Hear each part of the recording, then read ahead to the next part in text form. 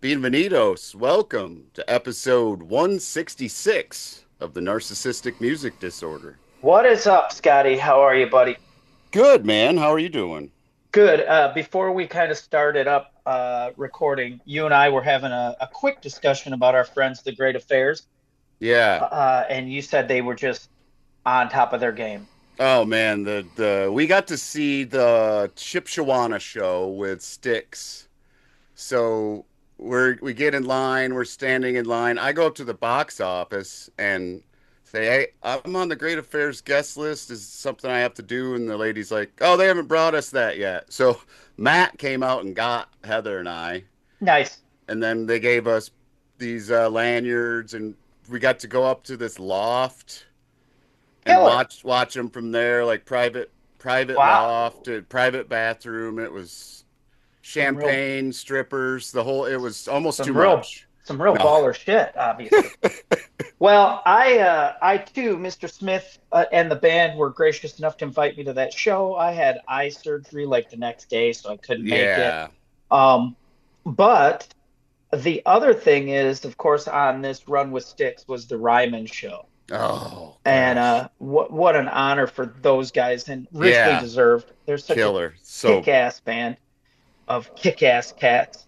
they got Um, quite an ovation at the show I was at, and then afterwards, when Sticks got done, Heather. Well, when they started Mr. Roboto, that was my cue. So we went down to talk to the it was great your cue to what?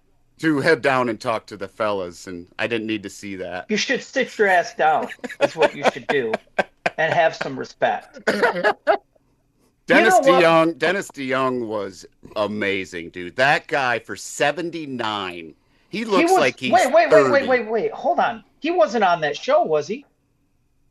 Well, That who was it. is that? Who is That's that? his replacement, dude. Who is that guy? I can't think of his name right He now. looks like him. Yes, he does. And he does the spinny keyboard thing, right? Yeah, I thought that Yeah. was him. No, no, no, no, no, no, no. That's a Oh, replacement. no kidding. That's a Okay. replacement. Dennis DeYoung and the rest of Styx kind of had a falling out. Oh, I didn't know that. I I'm didn't sure the know that. robot album didn't help. Okay. That Why do they didn't still that do it? be, because for all the bitching and cool guys talking about how bad it sucks, it was a fucking hit record. It was the encore. It was that and Renegade. And don't forget, dude, I'm gonna say it again. I'm gonna say it one more time because anyone can have it's cool to have a number one, right? But Mr. Robato's a classic song. You can make fun of it. Everybody Yeah, makes fun of I it, know. but I know it you is. know it. You I know know it. it is. You know it. You could sing the chorus right now. Don't know what I got though. There you go. There you go. It's you know what? That's the problem. I gotta rant. Now you're starting me off. We have a guest today, and now I'm ranting. You've pissed me off already, and I have to rant. You know, it's the thing. First of all, think about the era. Think about 1983. I was there, right? I remember this whole thing. There was genuinely a concern that rock and roll would be banned. It would be taken away from us because of the PMRC, because of record ratings, and because now they were starting to limit access for us, I right? remember. The Yeah. fans. So although it seems silly now, at the time, the banning of rock and roll was a concern. Technology, Jesus, dude, we live in an era now where people don't even play instruments or sing or do anything, and they make up songs. They're doing the work Yeah. that nobody wants to. I think Styx, Mr. Bravado was, and I say it half jokingly, of course, right? Because it was a song about robots and a stage play and all that. But, dude, it, some of it has rung true, right? I mean, yeah, it's not blowing in the fucking wind, but Right. some of Yeah. it rings true. So you better back off. Next time they play Roboto, sit your ass down and use the bathroom after it. That's that's what the bass solo's for, dumbass. No. uh, Yeah. It was a that's good what the time though. unaccompanied guitar solo is for. All right. So I why don't thought that you? was Dennis DeYoung. Okay. No, dude, it's a different guy, but he looks like him, He right? sure Kind of, does. kind of similar, like stage Mannerisms and presence. yeah, Yes, yeah. yes. Dennis DeYoung. I think even Dennis DeYoung would tell you his goal. I don't know. He didn't want to be like, you know, Mick Jagger or Rod Stewart, or he was a theatrical dude. I think he. So it was only two originals up there? You had two. You had James J.Y. Young and Tommy Shaw. And Tommy, okay. That's it. The That's it. drummer, the drummer is kick ass, whoever that dude That's is. Todd Sucherman. He's a He's fantastic drummer. he's badass. He's Yeah. fantastic. He's Wow. fantastic. Yeah, so you had two original Styx guys up there. Okay. And Okay. I just had this conversation on the way to Grand Rapids with Scott Nesbitt for uh we were going on our way to band practice. And we were talking about the Panazzo brothers who were in Styx, Oh, which would be Chuck and John Panazzo. And their nephew, original guys? original guys, their Okay. nephew went to school with me at Reese Puffer. Oh, wow. They had, and they were a little older than me, but I never even thought, I thought all rock bands came from fucking California when I was a kid. Nobody came, Yeah. I mean, I knew Ted Nugent was a Motor City Madman, and I knew where the MC5 was from, but I thought every other band on the fuck radio came from the West Coast. I never made that Styx connection that they were just the Chicago band, right? I Yeah. didn't do that. But yeah, the Panazzos, Randy Panazzo went to my school and had, would show up at school in kick-ass Styx jerseys and stuff. Yeah. His uncle was in the band. Yeah. Wow. All right. So introduce our guest. Enough of your yammering about robots. Today is my friend of God. How long we been friends, Eric? 20 years plus, probably? 2008, 7? Yeah, probably Nice. around there. About 7, I think. From Drake and many other projects. Eric Engblade. Nice. Welcome, Eric. Hey, from originally Ludington. I know that, John, you have some... So you were originally from Ludington? Yeah, I grew up there. Yeah, And what year did you graduate high school up here, Eric? 2001. 2001. So I never Yeah. put that together because Oh, Eric, really? no, I didn't know you were originally from here. Yeah, Um, yeah. That's why actually this Christmas I saw you and who's the fella, the really good player on guitar that you play with a Oh, lot? Lou Musa. no, Greg different- Miller. Greg Miller. Oh, I saw you and Greg Miller at the brewery down there around Oh, yeah. Christmas time, and I was just happened to be there for my family Christmas, and Yeah, killer. you guys were the entertainment. So 2001, huh? Yeah. You graduated 2001. I'm trying to think of, my wife is older than you. She's a Ludington native. Okay, And yeah. I started coming up here in 1990, I think 95 were my first gigs here. I'd only been up here in 89, 90 for high school wrestling. I came up, but Yeah. I don't know why when you're younger, shit seems farther away. Like Ludington seemed up north. It seemed far away from Muskegon. It's not. I make that trip all the time now. But that's when I met like Jason Hargraves. Because when I started playing up here, Harvey had a band called Lou Thunder and the Rainmakers. That was Heck really yeah. big. They were great when I was in high school. That was like a big inspiration. Just to So want to be a live musician, yeah. Just to Oh, well, Ted Malt was in that wanna band. do Who's it. now Right. who is now the head of the music department out at West Shore. I played. I don't know. I feel like it was a year. I played guitar for them because Randy Knutson, a local guy who's a very great player, sweetheart, got a great family. He was older than those guys, and he couldn't travel, and they were starting to get like some out of state gigs. So I went and did those with that band, and that's kind of Oh, how I okay. got into that circle. I never knew that. All right. Yeah, well, I met Harvey, and to say I met him, but in about 90, he had a band with like Brian Burwell, who's a big name up here, drummer. Sure. Um, Harvey and Michael Len Davis, they had a band called Midnight Sun.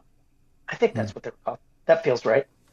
And they were great, dude. They played like Panama by Van Halen, and I think they played some Tough Rush. tune. They played Rush. They were that band. So they played a battle of the bands that my band was in, and another band was in. Of course, they lost because they didn't have cool hair. They did not have that. It was 89 maybe. They were so playing they didn't. Rush. They didn't. Well, right. And mall You know. chicks were not into it, right? Mall chicks. That's weren't what I like, mean. Yeah. This is like, what are you guys doing? But I remember them, and now, of course, I've played with Harvey a ton over the years, and will again this summer, and Great guy, became great friends family with. as well. Fucking great, man. Great. His Yeah. boys are great. They go to school with my Yeah. son. but yeah, what a great musical family and a good environment up here too. When I started coming up here, I swear to God, there weren't a ton of live bands in Ludington. Right. It was one club had live music, and it's really blossomed. Cool. And of course, I started Yeah, I my mean, family up. I would have seen them at when I played in a band that was just a garage band that I was in, doing a lot of Weezer covers. Nice. That's my For son's favorite band. oh yeah, Yeah, his yeah. favorite band. I'm pretty sure we did all Weezer that day. But I would have been like a sophomore in high school, and Yeah, we did a thing out at Johnny's, sure. the roller coaster, the roller skating rink, Yeah. and yeah, we did like Legendary. yeah, oh yeah. We did a thing, like a fundraisers type of thing for like muscular Oh, dystrophy or cool. something like that. So, few people know this. Do you know about Johnny's Bandstand, Scott? Yeah. Yeah, I've Been been to? there. So, Been there. Yes. huge. I mean, it was huge. It was Johnny Urban was kind of like a Dick Clark kind of guy, an Alan Freed type of guy. Um, I started coming up in the late '80s to play there, and I remember distinctly it was like a pretty. There were all the pictures on the wall, Hmm. of people who've been there, and mine was all. I mean, people would be like, "Look, Foghat or fucking Blue Mm-hmm. Oyster Cult or whatever." But for me, there was a 8x10 glossy of Del Reeves on the wall, and he was one of my heroes. I always thought that was. I was like, Who's Del whoa. Reed? He's the guy who wrote "Looking at the World Through a Windshield." Mm. Kind of a old time, not old Yeah, time, I 60s remember country guy. the song. Yeah. Mm-hmm. And Girl on the Billboard, which is a great, Trucking songs, right? A lot of trucking them. songs, a lot of trucking Yeah. Gotcha. songs. Yeah. He would have been in that Red Sylvine and all that C.W. kind of McCall. Yeah. exactly, but older than that. Oh, okay. And then our standard Greg Miller and the standard rap we do before any Del Reeves is when we were going to Nashville, like in the '90s, Dell was playing a breakfast set at a Shoney's Oh, on wow. Trinity Lane, right by our hotel. He would play this breakfast set. This country music legend. That's Yeah. how bad it kind of gotten in the '90s. Phew. Yeah, sad, right? Mm-hmm. All right. So Scott set up our show so we can quit rambling about Del Reeves. Today we're back to pick five with our guests, the normal pick five, where we pick a rock album, a pop or power pop album, country album, R&B, hip hop, jazz, or blues album, and then our NMD record. Okay. So Okay. let's let our guest Eric start us off with our favorite rock record. Yeah. Okay. Let So, of course, there's just like so many eras to pick from, just because you guys know the labels rock country and Yeah. all they get kind of mishmashed and that kind of Yes. thing, and you can go back and forth in your head, well, is this really rock, or like do I want to pick from like 60s rock, or do I want to like where do I want Yeah. to go with it? But I had to go with just an album that just blew my mind was Tool, Anima.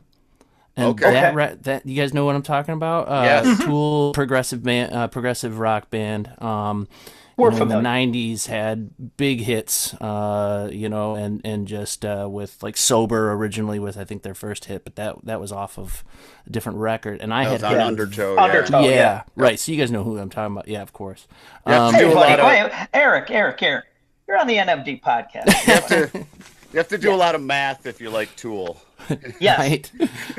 Speaking of math, I picked just like a couple standout tracks, and 46 and 2 Yes. Yeah. of course is like a big thing for me, and I think just like the musicality of it, there's the top notch drawer of just riffs, and you could tell that it's, and I think I've heard interviews before where it's like those three guys getting together to jam first and kind of create the music, and then another Scottville connection too. Native. Yeah. Yeah, right. Maynard James Keenan, the lead Oh. singer, is I don't know about from Scottville, but he definitely like went to high school there. No, he definitely And wrestled yeah, for Scottville.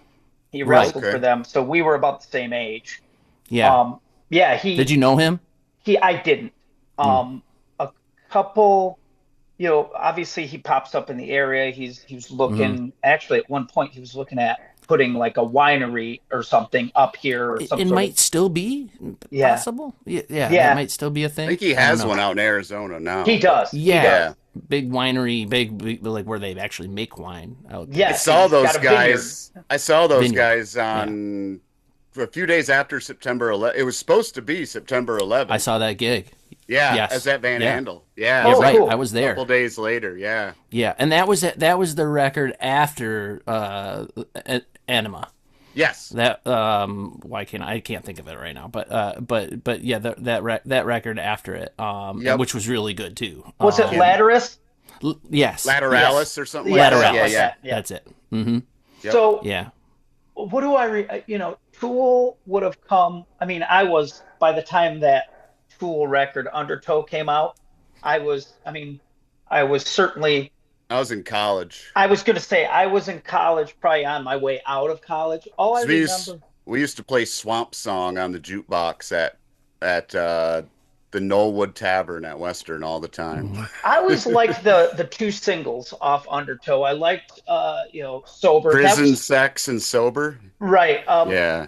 That Sober song was starting to creep into cover band Hmm. set list, because it was Mm-hmm. pretty accessible. It had that cool kind of heavy thing going on. Just a few And chords, but a cool it, riff. Mm. and it was, Yeah. like I said, it was starting to like hair metal bands, which is kind of by that time what I was working in. We were starting to see Alice in Chains covers, and guys were Yep. switching from black stretch jeans to shorts and combat boots, and then that's when I think Sober came around. But I liked the other song. I liked the Prison Sex song better. I thought that was cool. I remember one of the videos had like the meat tube, like this, it was all done Oh, in stop motion animation, remember? yeah, Yeah, the yeah. It was videos like were very cool, creepy looking and obviously artsy. done by Yeah. the guitarist, from what Oh, I understand. Yeah, Adam. Adam Yeah. Jones, right? Yeah. Mm-hmm. Yep. Who, those guys put their time in a couple hair metal bands too. They were just like Rivers from Weezer. Those guys are all about my age, so they're all, Hmm.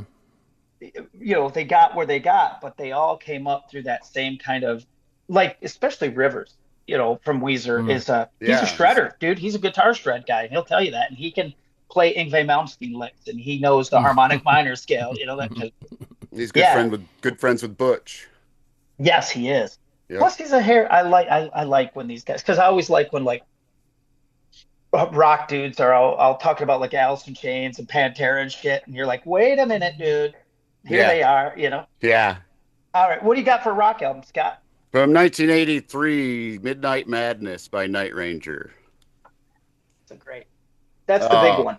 That's the big one. yeah, Seven Wishes was also good, which I think was after this one, right? It was, yes, Yeah. it was. It was. Dawn Patrol was their debut, Dawn Patrol. and Yes. that had "Don't Tell Me You Love Me" and "Sing Me Away," two big hits. Right. Hmm. Yep. Hit-ish, but Midnight Madness was the one that had Sister Christian, You Can Still Rock in America, Touch of Madness, Passion Play might be Touch on of there. Madness. You want me to name Yes, all the that's right tracks? after You think Touch I of could? Madness. In my in my opinion, You Can Still Rock in America is one of the greatest rock songs ever written. It's a great tune. Plus, they're all great players. Like Jeff Watson and Brad Gillis on guitar Yeah. are, oh, Jeff Watson's amazing. Great duo. Um, Yeah. I dug Night Ranger right. They were big in my neighborhood, Midwest. They hit us a Yeah. lot. We got a lot Yeah, of Night Midwest. Ranger. They were big at my school too. And for them being from California, like, we didn't get a ton of that. Like, we got a lot of Cheap Trick shows in my life. Yeah. We get a lot of Ted Nugent shows. The Rockets would come, all those kind of Detroit bands. But Night Ranger played in Michigan a lot. They really made and I used to hear that too, like the Midwest, the Blue Jean Army. I think that's what Aerosmith called the fans in the Midwest. Um, but dude, if you could stake a claim and like, I mean, Rush is the great band, right? Rush is the band that started.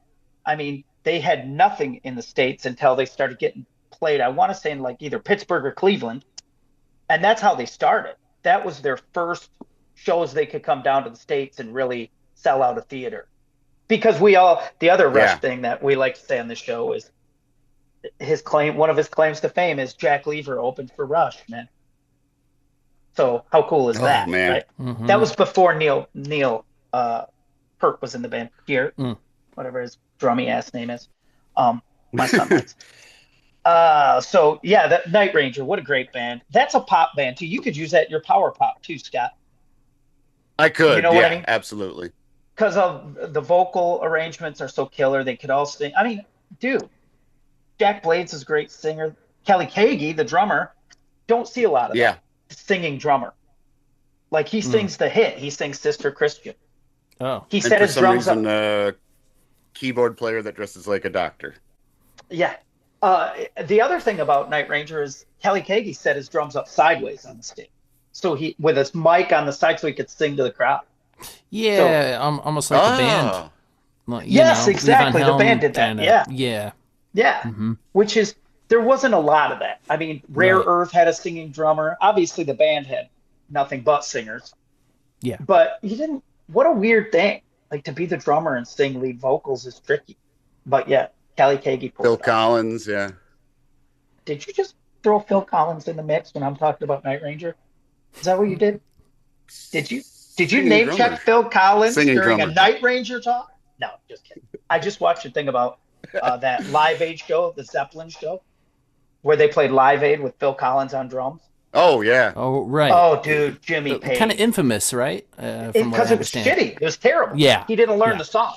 And he couldn't count rock and roll in. Oh, it's a weird intro. It's a weird intro, yep. You think it's not where the four, or it's not where the one is. You don't. It comes you're in not on sure an where the one and, is. like the and of one or something. Yeah. Yeah, right. And Phil didn't get it. My rock pick could also, like Eric had mentioned, there's all these subgenres of music. This is a rock and roll record, for sure, and I'll tell you why in a second. But it's Never Mind the Bollocks. Here's the Sex Pistols, the Pistols album. It's not a punk rock album. You want to say it's a punk rock album because if I say the Sex Pistols, everyone pictures Sid Vicious, right? All cut up with his logo. He didn't even fucking play it. He didn't play on this record, right? And if you listen to it and kind of deconstruct this record, it's gorgeous. The guitars are, everyone seems to think like punk rock music is simplistic, right? Like the Ramones, all downstrokes, root 5 chord. This Pistols album listen to Anarchy in the UK. It's beautiful. It's got a sweet groove. It swings. It's not super fast. And the guitar parts are really well done. He played through a twin reverb. It's not like it's a Marshall. It's twin reverb that he stole from, I want to say he stole it from a member of Bob Marley's band. Like very punk Steve rock. Jones stole this silver-faced twin and used it. And it's full of hits. Tosh or something. Something like that, Wow. yeah. And it's like there's tons of hit heard songs on it, like not hits but standards. Anarchy in the UK is certainly one. Pretty Vacant. Yep. Of course, Scott and I both will love Holidays in the Sun. Yep. Because why, Scott? What cover? What cover did we love? Think about it. Oh. I'm so ashamed of you. You've hurt me. You've hurt me at a deep level right now. Who covered that? I can't. Oh, shame on you. I'm going to say it and you're going to be so mad at yourself.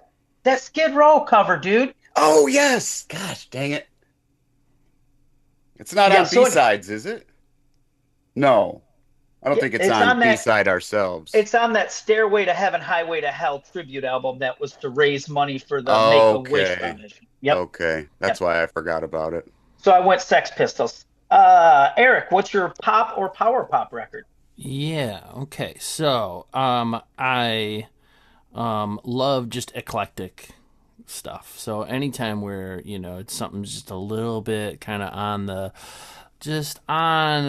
border of leaning into some different kinds of genres and then incorporating them into the sound, but then also sort of somehow defining an era. That's kind of where I'm like, wow, like it just strikes me. And that is, I was gonna go with a different studio album by them, but I decided to go with Talking Heads. Stop Making Sense. The live album. And just the musicianship quality to start with, they're on the top of their game, and they're adding players like Bernie Worrell from Parliament Funkadelic, and to have like a huge sound, with the female backings and the extra guitarist along, know.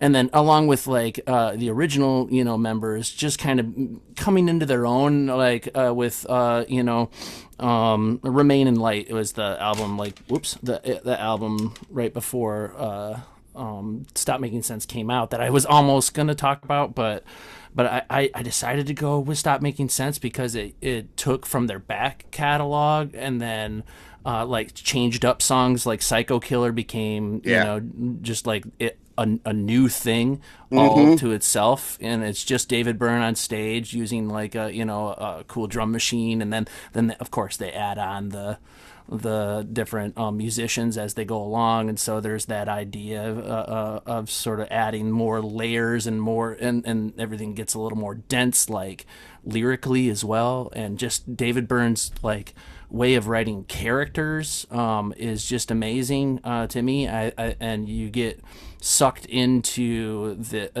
like a song like you got all the great songs like Burning Down the House and Once in a Lifetime, the big hits, and you got Naive Melody, This Must Be the Place, one of the best like love songs that doesn't like go back on tropes or old tropes. Is kind of what a love song usually was or is or whatever, but it manages to overstep that and become even greater.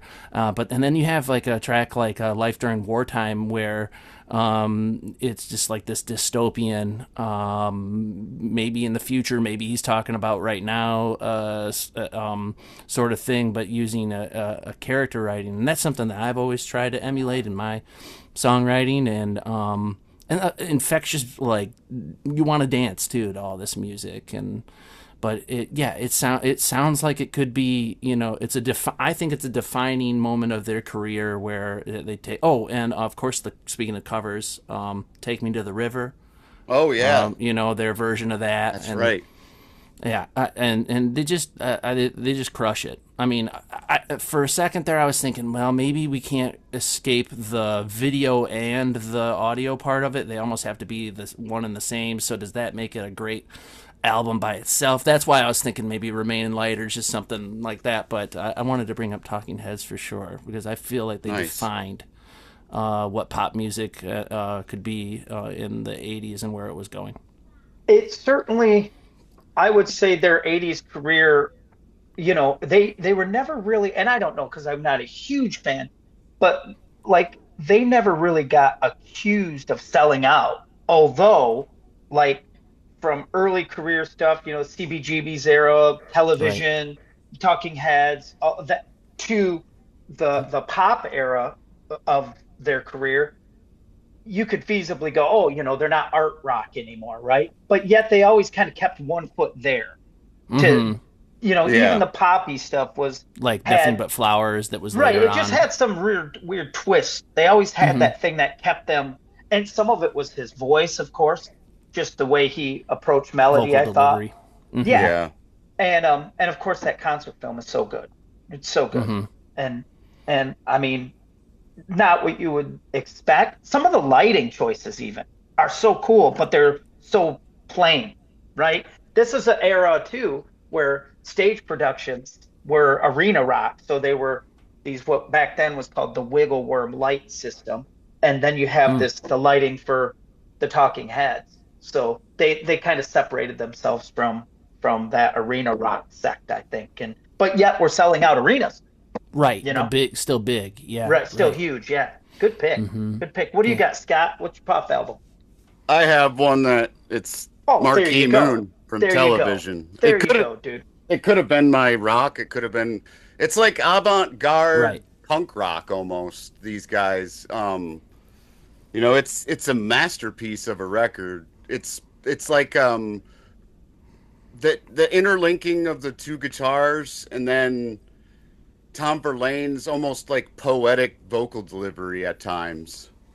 That's a band that has their influence is such that like a lot of bands like Television and name check that band. And when a band really embraces that love of that band, it changes the band. Wilco's a great example. Yeah. Like that's a band that starts one thing, you know, with more, you know, Sir Douglas Quintet and Graham Parsons and stuff like that, right? And then stays that way for a little bit, you know. Wilco, those first couple Wilco records are still pretty rootsy and all that. And then they I sounded think, kind of more like his other band, Uncle yeah, Tupelo. like Uncle Tupelo. Yep. And again, like in Tupelo, those shows they were doing, you know, that was when they were doing CCR covers and Del Reeves covers and all that kind of stuff. And then I think there's a story that Tweety took guitar lessons, was taking lessons with someone from that New York art rock scene. Oh, okay. And that's what, and then you see Jim O'Rourke comes into the Wilco picture. He's producing records for Wilco. And then a guy like me, then I'm out. I kind of was out on Wilco. It was too, you know, not that it was trying too hard, because I think he was really into that, but like I was core audience. I was back with Uncle Tupelo through the late 80s. And then it was like, okay, this is cool. And it has cool moments. I love Nels Cline on guitar, but he's more like a Television dude than, you know, Jay Bennett was. So, yeah, that's killer. That's a huge album, by the way. Love it. My pick is As Poppy as They Come and As Successful as They Come. Super poppy. Love it. Love it. Love it. Love it. But it's Journey's Frontiers album. Mm-hmm. Escape was a big album. Escape was such a big album that, like, I've told the story in 82 or 3. Two into 3, I think. No, it was 82 because they had the video game, the Atari video game. Oh, that's right. Journey Escape. Right? That's how big they got. Does Escape have Stone in Love? Yes, I think it does. That's my favorite Journey song. And Frontiers, though, is it has the Separate Ways, you know, which was huge. And the corny video, remember the video where they're like playing their instruments, but then their instruments disappear on the street? Is that the one where they're... Yes. Was that Jonathan Cain at the time? Sure. Yep. Yeah? Jonathan Cain, Neil Schon. They still had Steve Smith was still on drums. Yep. Ross Valerie. Yep. So it's the classic kind of lineup without Greg Raleigh. You know, Greg Raleigh was that leftover from Santana, from the Santana era. That's right, yeah. But Frontiers had Separate Ways, which was a great song. After the Fall, there was a ballad called Sender My Love. Yeah. That was really huge. But the song that I think is just sort of and these songs existed before this song, but Faithfully almost created its own subgenre. And we've all heard it reworked. I mean, you could say Wanted Dead or Alive is a Faithfully. Certainly Fountains of Wayne name checked the song, you know, name checked Steve Perry in Road Song. It was kind of the launch of the Road Song, where the musician talked about, and like, you know, Bob Seger had done it, right? And Turn the Page, talking about being on the road, right? But Faithfully was the forlorn singer who's out on tour away from his, you know, significant other. And that everybody thought they had one then, right? Everybody had to write a song home about. And that's the best part about the Fountains of Wayne song is, you know, and, you know, I know it's not what you call necessary, and I know that. I know Steve Perry. I mean, that's it. I mean, the dude literally says it. All right, so country album. Eric, what do you got? Yeah, you guys are not going to be surprised if you know me at all. But John Prine. Nice, yeah. Yeah, I have to go with it. It's personally for me. I grew up. It's just a big album for me. You know, I grew up with my dad playing pretty much exclusively on guitar and harmonica. He plays guitar and harmonica. Shout out to Dad. Hi, Dad. Bob. Cat Bob. He grew me up on John Prine's music. You know, he plays pretty much exclusively his songs, along with some, you know, Neil Young and some other Beatles and some other stuff. But basically, he knows like every John Prine song, and he's even making like a little YouTube channel where he covers the song and records the songs, and basically as like a little. I don't know. I think it's like a way for his children and for his grandchildren to remember him, you know, and stuff like Right. that. So pretty cool, my dad. But getting back to that record, though, so many great songs. John Prine is, you know, my favorite songwriter of all time, and just for his simplicity, but also complexity within that simplicity. He can make something as kind of mundane as like getting older, and share it with the because we all do it, right? But and share it in a way that's poignant and has empathy, you know, and in real, and then he's funny, Yeah. you know, and there's this funny, and then there's these like classic songs like Paradise that, you know, is like arguably like a kind of a standard now, you know, Angel from Montgomery. Yeah. But and then they'll sit there. I mean, dude, Sam Stone's on this record. Sam Stone. Yeah. Hello Is in there, Dear, like I is mentioned. Dear Abby on that record? Not that I Okay. saw. That's a great song, too. Yeah, no, Man. He is a Donald and Lydia.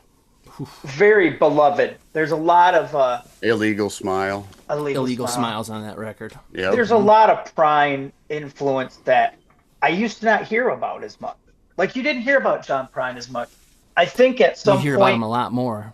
you hear Yeah. about him a lot more. A lot more young people are digging him a lot. But more. I've been into it since the 80s, you know. I mean, I grew up You with grew it, up you on know? it. Yeah, you right. grew up on it. I probably seen John 8 times or something like that with even when I was like a kid, you know. Right.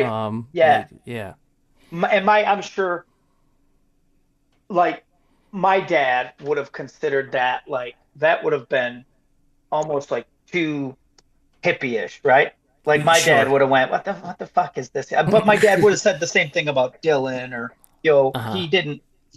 My dad started playing music in the 50s, right? So, you know, I'm sure everything that wasn't traditional to my dad seemed like Right. I wanted to psychedelic. go with a traditional like country album, but it was just Well- so tough. I just had to be like, nah, I gotta stick to my, you know. Well, you know, My it roots. was. I think it was this year, like this class. I think the Rock and Roll Hall of Fame has included Graham Parsons before the Country Music Hall of Fame. He's not in the Yeah. Country Music Hall of Fame. Why? That's So- sad. And again, my dad would have said the same thing about Graham Parsons. What is this guy? Yeah. But that was how he operated, I'm afraid. Probably All the right, same Scott. about John Hartford, huh? Well, about any of that, you know, Yeah. he just didn't live that, you know. But oddly enough, he went through a countrypolitan phase too, where, because I played with him for a couple of years, and like he was into countrypolitan music. Like he would do, I don't know what's that song? I Love a Rainy Night. You know those. Oh, type of Eddie Rabbit. songs. Yeah. Maybe some Ronnie Millsap. Maybe some, urban cowboy music. You guys You were know? doing Pink Cadillac, weren't you? Mm-hmm. Yep. Oh yeah, we're doing that. We're doing like I said, Ronnie Millsap. There's a Stranger in My House. Is that the song? Yeah. Yeah, yeah. And Eddie Rabbit, and a lot of Alabama, and all the. I Yeah. mean, in that window So in the that's- '80s, Yeah. dude, in Alabama was like country music entertainers of the year. What, for a decade? Like every year, every Yeah. year. It's funny. It's the Todd Snyder in East Nashville talking about where he sees this house. He's like, "Yep, that house is the guitar player for Alabama's house, right?" I think his name's Jeff Cook. He goes, "That's his house." He goes, "And this house right here, the guy sells heroin." And he's like, he goes, and eventually we got them both thrown out of East Nashville. All right. So what's your country record, Scott? Mine is new. It is from Bella White, I got nothing. called Among Other Things. It's her second record. Came out in 2023. She's Canadian. Oh, Her dad is from West Virginia, so she learned how to play a lot of music from her dad, different instruments, guitar, banjo. She's got a very Appalachian sound to her, but also mixes in tradition. I think she moved to like Boston area when she turned huh. 18. So just Like Berkeley School of Music thing, maybe? I don't Or know if she did, but just I love her both of her records. Her debut came out in 2020. This okay. one 2023. She's fantastic. Hmm. If you dig that Appalachian style, like I'm gonna do it again, John. I know you are. Dory Freeman. And all People. you got to do, Eric, is you just got to be patient, and he'll go through a bunch of bands, and eventually you're going to hear something that the general public, like you and I, understand. No. He does that a lot. He's like, "Hey, man, it reminds me of," and you're like, "Nope," and he's like, "It reminds me, nope, it reminds me," and eventually he'll be like Motorhead, and I go, "Oh yeah, I get it." I can't think of any other Appalachian style ladies that sing this way, but it's great stuff. My country pick is Scott. Don't be mad at me. It's the greatest hits. It's Oh, because that's fine. it's too good. Yeah, yeah. Um, it's Kenny Rogers' 20 greatest hits. Oh man. Oh, Now, here's the thing about Kenny Rogers. Countrypolitan, right? I Yep. mean, 80s right. urban cowboy era, Kenny Rogers is a pretty big deal. But he also has the distinction of having been, with first edition. So he was a psychedelic artist too, first. Yeah. So that to me, like that gave him some additional credit. Like he was this psychedelic dude and then makes this transition over. And he's still like, Hmm. I mean, there's still songs like Reuben James, which is a great tune. Um, Ruby, of course, still will play Ruby till I Mm-hmm. die. Lucille. But then there's the like Lady is on here, where Yeah. he's also like a respected vocalist too. He's a crooner. He's I mean, crossing that's over. Yeah. Kenny Rogers in 80, 3, 4, 5, huge, dude, huge. Lionel Richie, Dolly Parton, they're all with Kenny Rogers. What's the We Are the World? Oh Like yeah. he's one of the arrangers in that. He's Yep. coming up with vocal lines in that because he's such a great singer. Um, of course, we all, I'm always gonna, I'm always gonna prefer, like what condition my condition was in, Kenny. But Sure. this also, uh, it had a duet with Sheena Easton. Do you Yeah. remember that Sheena Easton duet? I Yeah. Was it don't We fall got Islands? in. tonight, Oh yeah. babe. Why don't you I was stay? thinking "Don't Fall in Love with a Dreamer," Yeah. but that's a I different was one. thinking something like Islands in the Sun or whatever That's that is. That's Dolly Dolly. Parton. Islands Yeah. in the That's Stream. Dolly. Oh, Islands in Yeah. the Stream. But who Yeah. who who else was with her? Dolly Wasn't that Parton, a Kenny duet? Rogers. Yeah, Yeah. that's what I Kenny. thought. Yeah, yeah, Yep. yeah, yeah. Yep. Yeah. Great era. But he's just, Mm-hmm. of course, my folks loved him. Everybody loved Kenny Rogers. I reviewed him. I reviewed him when I was working for the Mm. Chronicle, and the coolest thing was what I called the altar call, where he would sing. And honest to God, in an arena, the center aisle is a line of women holding like flowers, roses, and stuff to bring to Kenny Rogers while he sings. And my Uh, whole time, I'm there reviewing the show, and I really just want to hear him do what condition my condition was in, and Ruby and Ruben. Coward He of the didn't. County. Yeah. Yes, he didn't do Reuben James, which is one of my favorites. He did do Coward of the County, which is another song. I mean, those are great songs, right? And he's a great voice to Made to into a deliver 'em. TV movie. Mm. Hell yeah, The Gambler was made into a TV movie, Yeah. Gambler. and he was not only wrote the shit, he got to star in the movie. Yeah. Yeah, Kenny And Rogers. Man. he had a movie with a bunch of kids as his pit crew called Six Pack. I think I remember that, dude. So there you go. That's iconic stuff, Yeah. right? And I believe he at one point had an album that was called 20 Number Ones. Yeah. Mm. Bobby Yeah, so- Bear does The Gambler better though. Sorry. I love Bobby Bear. Bobby Bear does everything better. He might actually have a version of Reuben James. All right, moving on to your R&B, blues, jazz pick. Eric, what do you got? Okay. So, um, recently passed R&B pop icon D'Angelo's Oh Yeah. yeah, yeah. Black Messiah came out in 2016, Oh wow. and I remember getting showed this record by a good friend of mine, Justin Avdek, who I collaborate with a lot, and who I work with a lot around the state, playing, doing what we do, and who's a great songwriter. He came out with an awesome record last year that I happened to be on too. But anyway, he showed me this record, and and it was a slow burn for me, but the first couple tracks that I heard, I was like, this is awesome. Like immediately was like, this is awesome. But like to listen to the whole record was kind of like a slow burn for me, and then I realized like how the lush production and the soul and just the like complexity of the grooves, and it also seemed like it was recorded like really authentically, like it didn't feel like a hip hop album or like a rock album, or I mean a hip hop soul album or whatever that was piece by piece, it felt like an actual like group. I believe, I don't know, I should have looked this up, but I believe that they had some like really awesome guest musicians on there, and just yeah, oh man, just musically and the lyrically, a couple standout songs on there are the opening track "It Ain't Easy," and also this other track called "Back to the Future." And D'Angelo's voice is just so good and so Yeah. soulful, and you just are involved with it. With whenever you hear him sing, you're just sort of puts you right there with him. Right. Yeah, His and album just Voodoo is amazing wonderful. as Voodoo well. was awesome as well. Yeah, Yeah. but oh, the Roots Nice. drummer. That's who I was trying to Oh Oh, bring. yes, Questlove.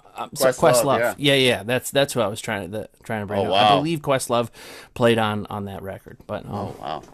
I have That to look can't that hurt. up again. Cool. But that's what I remembered. But awesome album. And the way that they did, like, speaking of the drums, the way that they did like little behind the beat kind of things, like that you just are not expecting. You're expecting just to kind of have that backbone of the four on the floor kind of thing, but it's like, and it's just like behind the beat just slightly, and you're just like, whoa, it just man, it just takes you. It's cool. Yeah, Nice. It's a cool killer, album. killer. Scott, what's your pick? Mine is R&B, soul, funk. It's from the Bar-Kays. It's their second record called "Gotta Groove." They were they did solo stuff, and then they were also famous for being I know this band. Otis Redding's backup band That's it. or Isaac Hayes' backup band. So, four of the Bar-Kays were killed in the plane crash with Otis in Okay. 67 or whatever that was. Mm-hmm. Um, one survived, one guy survived, and they just kind of reformed the band. But they played with a ton of people, but this is a cool record. And yeah, just, I mean, legendary stuff. This one's mostly instrumental. What Um, year would you say that is, Scott? You got a year on that? that one came out in 69. 69. Okay. Yep. The second one. Back when that could happen too, when you'd get like a backing band and they'd give you an opportunity to make your own record, Yeah. Yeah, right? they were most famous for being Otis, Otis is back. Yep, and then Isaac Hayes, I think, on a lot of his, like, I don't know if they were on Hot Buttered Soul or things like that, but the chances are, if you saw Isaac Hayes live back That's who was then, backing him. you saw the Bar-Kays too. Yeah. Yeah, I like that. I like when that was happening. Well, obviously, that's how we got the band. yeah, I think that was like, I don't remember the circumstance. I know it was in December of like 67, I think, when the plane crashed. And they said like when they pulled it out of, I think it crashed into a lake. And when they pulled it out of the water, they said Otis was still strapped in his seat. No shit. Yeah. Wow. Wow. Yeah, God. there was a bad time. There was a bad era for rock and roll plane crash.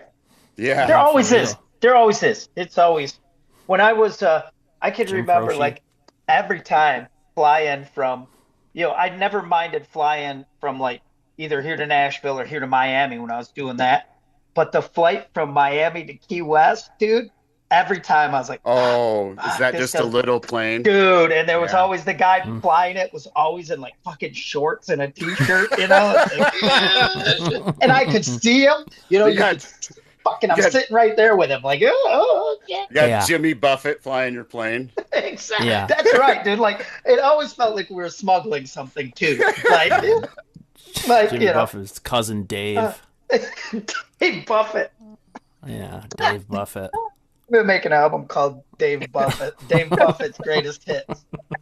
It'll be like real shitty versions of beach songs. Like Jellyfish Sting will be my first single. It'll be about how you're pissing on someone. Really. Dave. Maybe have an R. Kelly verse in there or something. Oh God, All right, enough of that. getting out of Oh no. control. My blues pick. My All blues right. pick. This dude's a monster guitar player in the Cream air, that Cream vibe kind of had a trio at for this album that was great. He got, I'm going to see if you can get this, Benting. He got his start in the classic coveted guitar spot at Robert's Western World. Any idea who it is? Mm. Dude's a Warner legend. E. Hodges. I don't know. No, good call though. No, J.D. Simon. Oh yeah. His album Let Love Show the Way.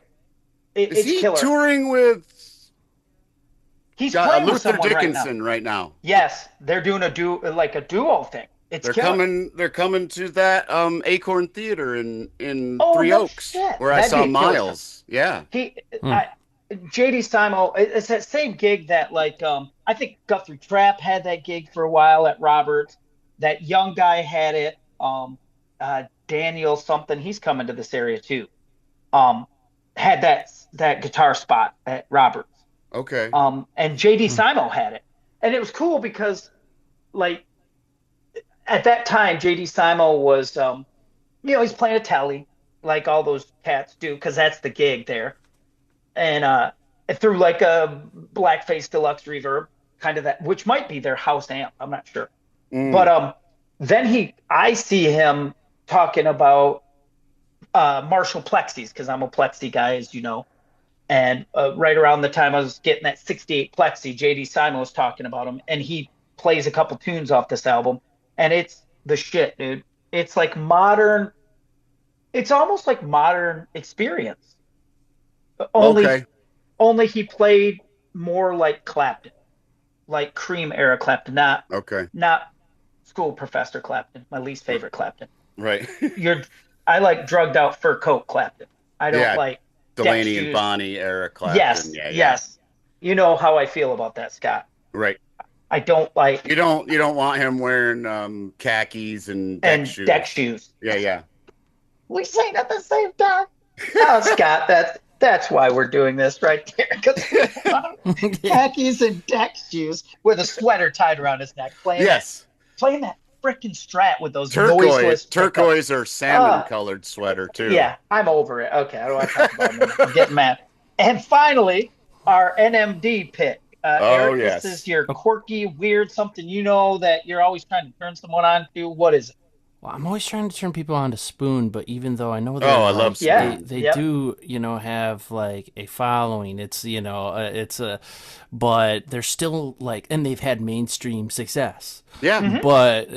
But I've liked them since like they came out with an album called Girls Can Tell back in 2001, and I got shown that record by a friend of mine, Matt Fitch, a best friend growing up, and just really liked the songwriting and the stripped back away approach to just rock music. But then the album that came after that was and it kind of sounded indie. It kind of sounded fresh. It was like this like a newer sound than coming from the 90s of like rock and stuff like that. It kind of moved into a different thing. You can think like they're gonna be sounding totally different, but like the Strokes and like Modest Mouse and Death Cab for Cutie, I guess like a little bit, but Spoon was their own thing,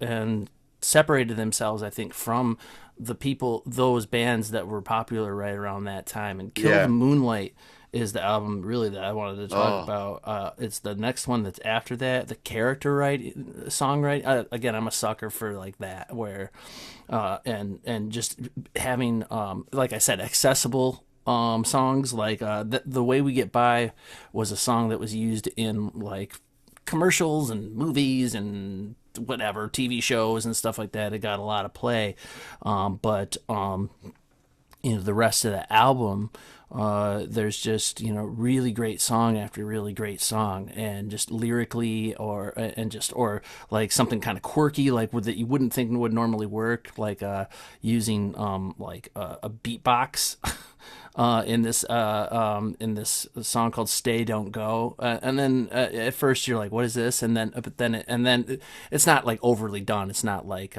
done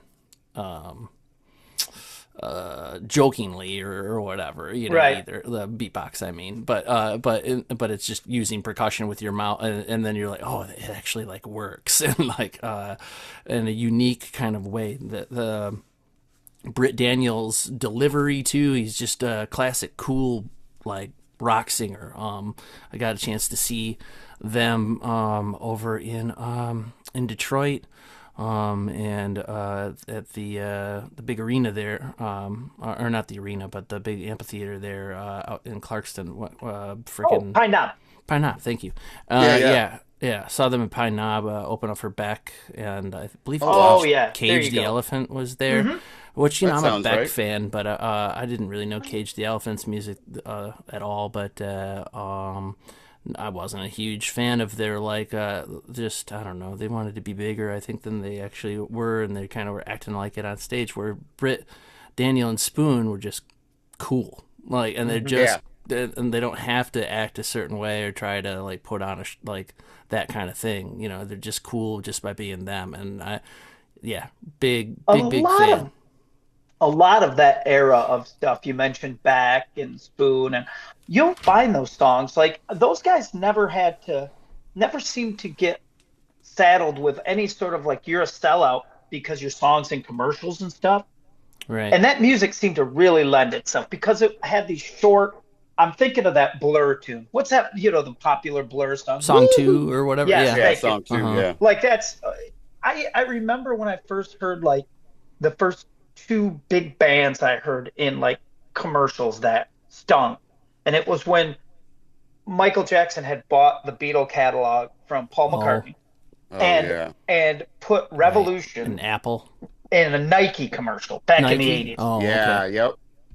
And then it was when Bob Seger was used, what was it? Like a Rock in the Chevy commercials? Chevy, yep. Yeah, lame. And just recently a commercial came on and it was Wilco, and my wife went, well, how come you're not mad about this? And I'm like, because I've been desensitized to it. Now I know it's not, I know it's about revenue stream. I didn't, I used to think, well, you don't give songs to, because all my favorite artists would be like, no, you're not using Wayne Kramer was going to like use an MC5 tune. Yeah. But yet, all of a sudden, like Iggy Pop would have like Lust for Life. Lust for Life. Or right. something. Yep. And those bands, and I think they did it because it was, I guess, and I think you mentioned it, indie sound, right? That kind of low, not lo-fi, but indie sound. It was clear enough where it was tight for a commercial. It wasn't distracting. You couldn't, what were you going to put on, a day in the life over your commercial? Yeah. There's too much to your ear to focus on, so you don't hear the message.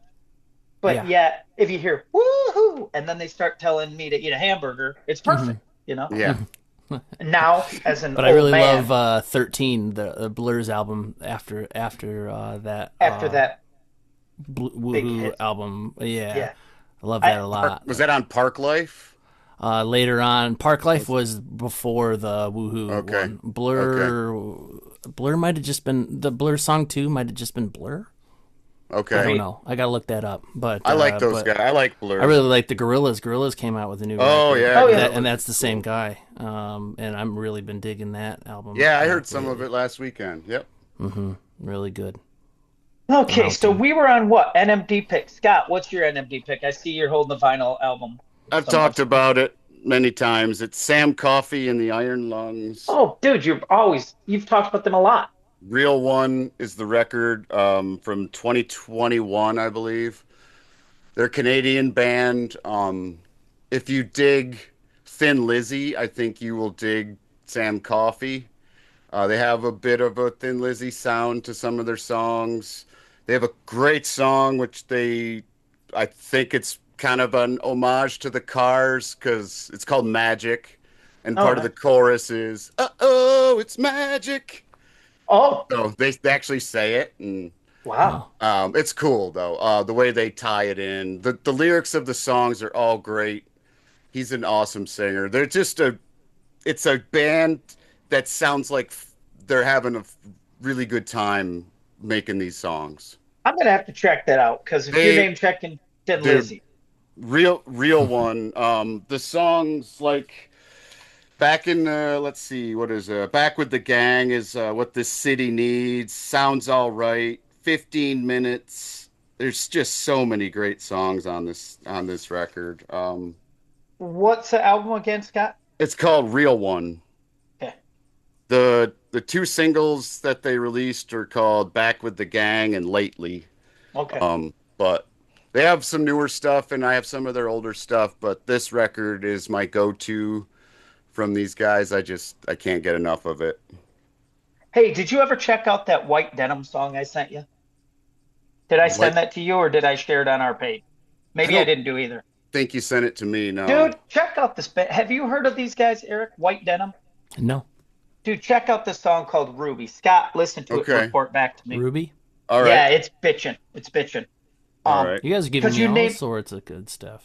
you name checked Thin Lizzy on that. Well, this Ruby tune sounds like the Faces, Scott, Oh, okay. Oh, but they're yes. cooler than Sure. that. They're like these young guys. They got long hair and beards, and they're not. They look. Speaking of the faces, I have to bring this up because my son is 27. Him and his friend were down in my lounge here throwing darts, and his son's friend was looking through my records, and he grabbed a Faces record, and "Who's this?" I'm like, "It's the Faces. They're like inspiration to a lot of like the Black Crowes and bands like that." Oh yeah. And then he's looking through more. He's like, pulls out this record with a hot pink cover, and it's like it's Rod Stewart's greatest hits. He's like, Oh. Yeah. "Who's this?" I'm like, "That's the lead singer of the Faces." The Faces. And Yeah. I'm just like, "You're 27. How do you not know who Rod Stewart is?" But At the very least, yeah. I mean, oh, it's just yeah. I don't think that younger people go back like we went No, backwards. no. I don't think they do. It's funny. Maybe not as much as you mean. Right. I don't think Yeah. they go because I'll say like I mean the guys who are in their 40s and 50s at work, we work with guys who are in their 20s. So we'll say like Jessica Simpson or something and they'll be like, "Who?" And it's like, "Oh my God, I'm old." Jessica Well, there's Simpson. definitely kids at the school who don't know the Beatles, who Oh don't know yeah. who the Beatles are, which I never thought would happen.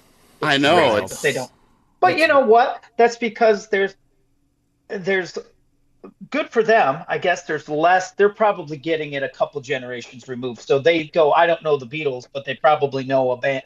They probably like Coldplay or some band that has those Beatle influences. So Right. they get Yeah. it eventually. They just don't have the time. There's so much coming at this generation. Yeah, that's true. I had plenty of time to go back and get the small faces, right? And Yeah.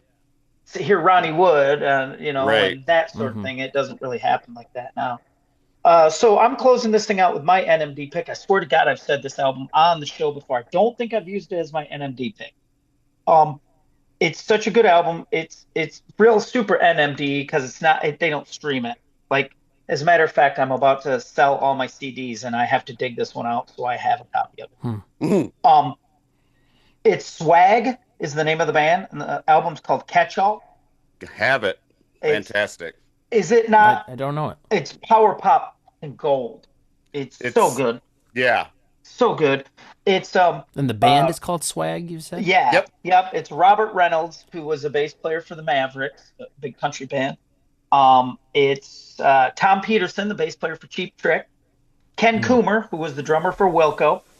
Mm. Let me think. And again, Scotty Huff was in there, who played with everyone from Keith Urban to Jake Owen to you name it. Scotty Managed was Dutch Henry. he Yep. was also yes, and he also and that's Did how I Tom got to it. Peterson play guitar on that record? He played some guitar on it. Robert played guitar. They both played. Okay. So when they played with us, Robert showed up at the gig with a guitar that had the price tag hanging, like he bought it on the way at a pawn shop. He had an Epiphone 335 that he Oh, brought on, like got on the way to East Wow. Nashville. Yeah, yeah. no shit, which was Wow. pretty cool.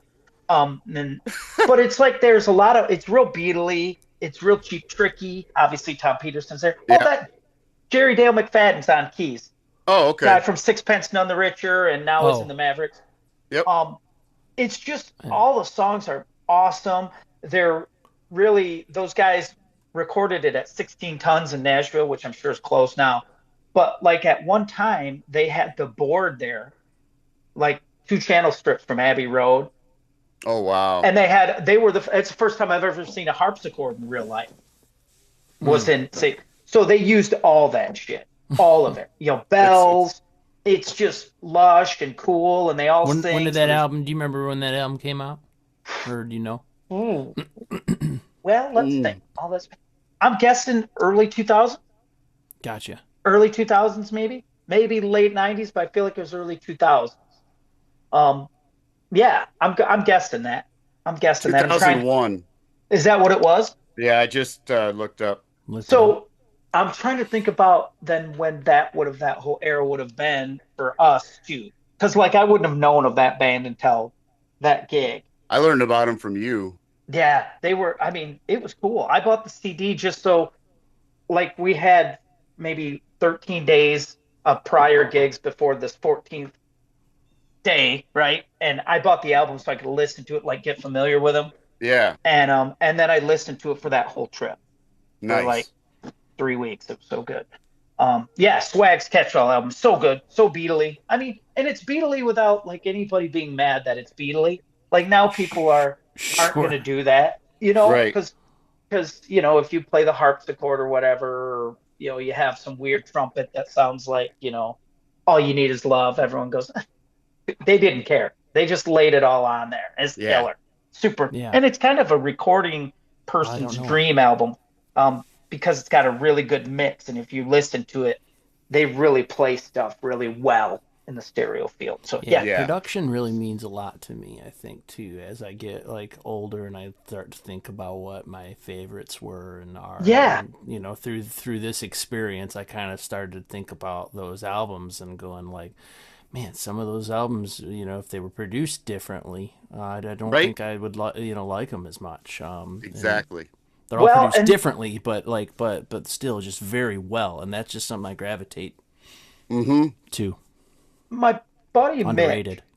Mitch still is, and he was good for back in the before streaming music. He would make CDs, and he would have like Pet Sounds in mono or the White Album in mono.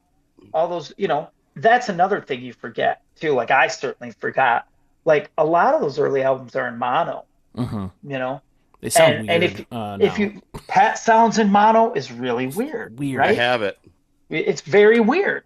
It's the Let It Be Naked that came out, you know. It's production is either two thing. I always thought about it like I always pictured the listener facing the stage. So I always thought that's what you did. You know, guitar here, you know, kind of Hmm. bass down the middle. There's no dynamic range and all that kind of shit. Um, but now if you listen to everything's in lush stereo, Yeah. super Hmm. lush stereo. And I think you can get lost in that too. It gets a little Yeah, I was gonna swimmy. say you can go the other way and it can be weird, you Oh, know. very weird. I Or mean, like when they remix things into from mono into stereo, that can I be never weird. thought that was needed. There's nothing I hate more than because I'm a Spotify guy now, obviously. That's where I get listen to music. It's always when you open, yeah, hey man, I'm going to listen to this old album, and it's the 2007 remaster or Yeah, yeah. remix, or It, and you're like, exactly. I whoever don't needed want this you? one. I Yeah, didn't need you to remaster a Beatle album. right. Nobody needed you to do that. It No. was fine the way it was. Yep. But again, we're talking revenue streams, Yeah. and those Yeah. people have to keep that stream going somehow. So, well, Eric, Yeah. thank you for being here with us, You dude. guys, what a Yeah. pleasure. Yeah, Really it was really fun, cool really to get to fun. hang out with you guys. We've Really got a lot of stuff looking we forward can to it. visit. Yeah. So, Yeah, I know there Eric, was so this much is to talk about and think about and all that. well, we So, nerd out on this stuff I pretty mean, heavy. yeah, we could be doing it for the whole afternoon. That's always a struggle for us for sure. Now's your time to pitch what you got happening. What's coming up in your world? Anything you want to share with us?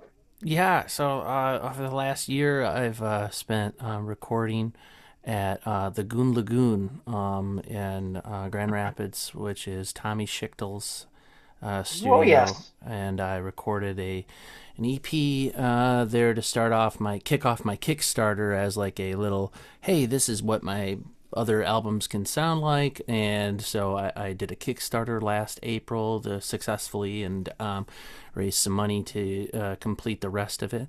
And Eric, what I'm what's a doing, Kickstarter like that have to net you for recording like that? Can I ask? I mean, obviously it's public because there was a goal. yeah, my goal was 12 grand to do it, and I got up to just over 9,000, and then a private donor pitched it. My mom and dad. They All kind of right, mom helped and out. dad. That's But they killer. just kind of took me over to that 12 grand mark, and at first, I was gonna give it back to them, and then they were gonna, give it back to me or whatever. But even just to raise like over $9,000 of That's huge, dude. just on my own or whatever was really big, and it was really big for me. And Heck yes. I feel so thankful for all my friends and family and fans that helped me out with that. Because recording, I did a whole album the year before where I started writing songs during COVID about my family and my my kids and my wife and my family and everybody, and I just did that all at home. And that's one thing. That's a whole nother thing too. But of course, it's just me in my basement, and I don't really know what I'm doing, and I'm having to learn the DAW and and how to record everything, and so I knew that my next record I wanted to do something kind of special, and taking it over to Tommy has truly been that. It's all analog, so it's all cut to tape, and so Oh, that nice. you have a different kind of sound that is fresh, just because of the way that everything has moved to digital. So it sounds fresh, but it also sounds nostalgic to me as well. So it's kind of cool that way. Killer. So yeah, I did the first three songs were sort of a, hey, this was what a whole record can sound like.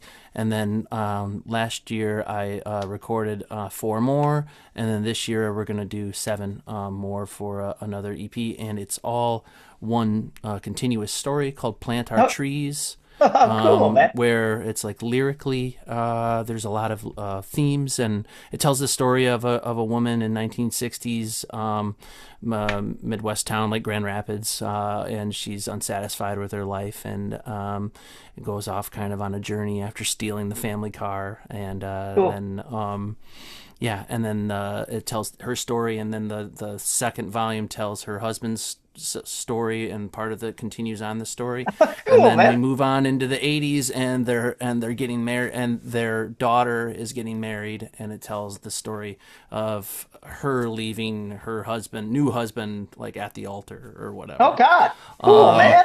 How And it Wow. cool. just kind of moves from there, and it's just character writing. But of course, you put a little bit into my, of me in there, and in your emotions, and maybe I did have a fight with my wife or whatever, and then you put Right. that into there. But I just, but it's not, it's not just that, and I think that's what I love writing about and how to write. I mean, I like writing about characters. Recently Jack White had said something very similar, where he's like, it's not just about putting your story into everything that you write, but you can put a little bit of yourself into that. But at the end of the day, it's more interesting to him and to me to write through a Right. character or about a character that's having all these emotions, and you can explore more through that way. And so I got a lot of that going on lyrically, and then also musically, everybody has like a theme.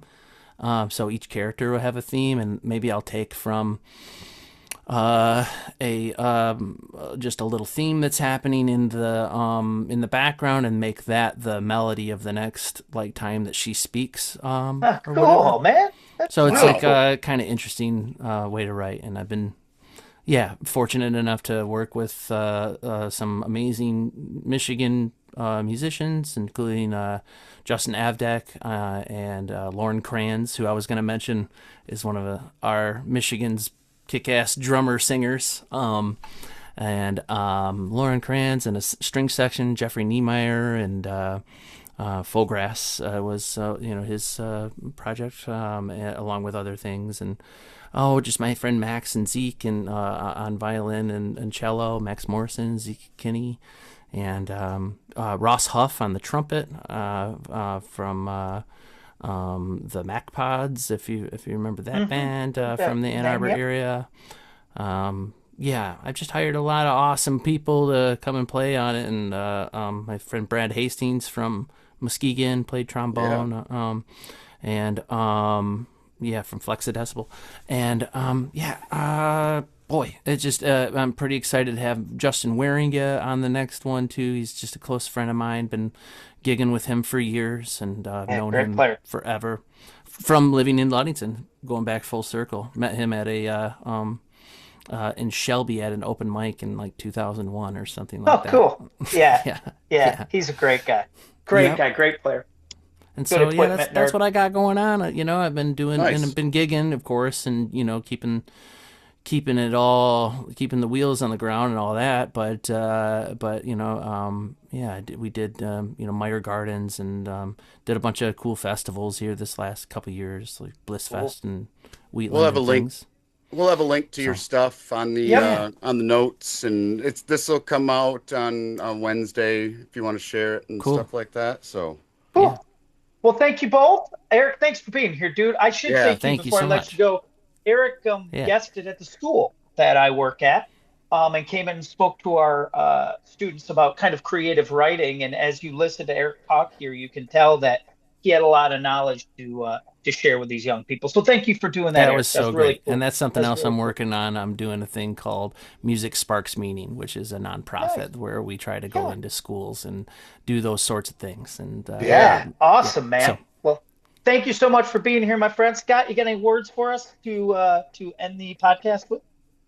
Hip hop has blown my mind. John Cash has done his time. When you and I were into speed and drinking wine, and that singer thought that she was Patsy Cline. Another local girl with those criminal thighs, cheek to cheek in that 3/4 time, trying to make lemonade from limes, but no limey ever made nothing like I Walk the Line. Thanks, everybody. See you yeah, later. Thanks, Eric. See you, everybody. See thank you, you, bud. fellas.